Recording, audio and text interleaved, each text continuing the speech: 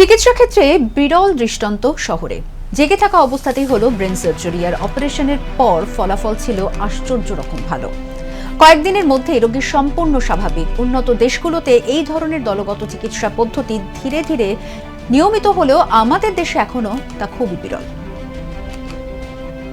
চিকিৎসা ক্ষেত্রে বিরল দৃষ্টান্ত শহরে জেগে থাকা অবস্থায় হলো ব্রেন সার্জারি। নিউরোলজিস্ট ডাক্তার দীপ দাসের পরামর্শ অনুযায়ী চিকিৎসক দল রোগীকে অচেতন না করে সাহসী সিদ্ধান্ত বাস্তবায়ন ঘটালেন। কলকাতার সিএমআরআই হাসপাতালের নিউরোসার্জন ডাক্তার রথিজিৎ মিত্র এবং অ্যানেস্থেশিয়ার গুরুত্বপূর্ণ দায়িত্বে ছিলেন ডাক্তার শৈলেশ কুমার। এই অস্ত্রোপচারে সবচেয়ে নীরব অথচ সবচেয়ে মানবিক ভূমিকা পালন করেন speech language pathologist Samir Kushali.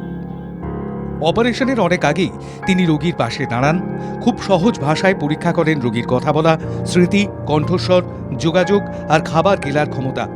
শুধু পরীক্ষা নয়, ভয় পাওয়া একজন মানুষকে তিনি সাহস দেন।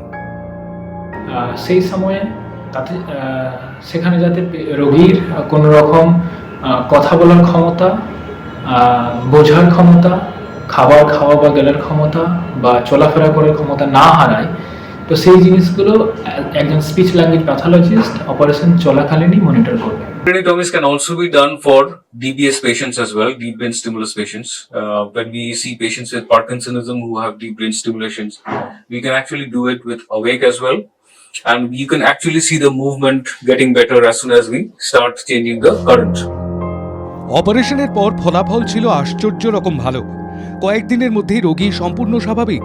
তিনি অনায়াসে কথা বলছেন, স্মৃতি ঠিক আছে, খাবার গিলতে কোনো সমস্যা নেই, হাঁটা চলাও স্বাভাবিক, এমনকি আগের মতোই গানও গাইতে পারছেন। চিকিৎসক দল জানালেন, উন্নত দেশগুলোতে এ ধরনের দলগত চিকিৎসা পদ্ধতি ধীরে ধীরে নিয়মিত হলেও আমাদের দেশে এখনও তা খুব বিরল।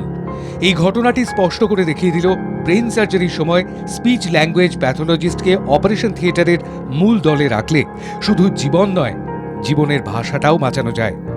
ব্যুরো রিপোর্ট, বাংলা জাগো।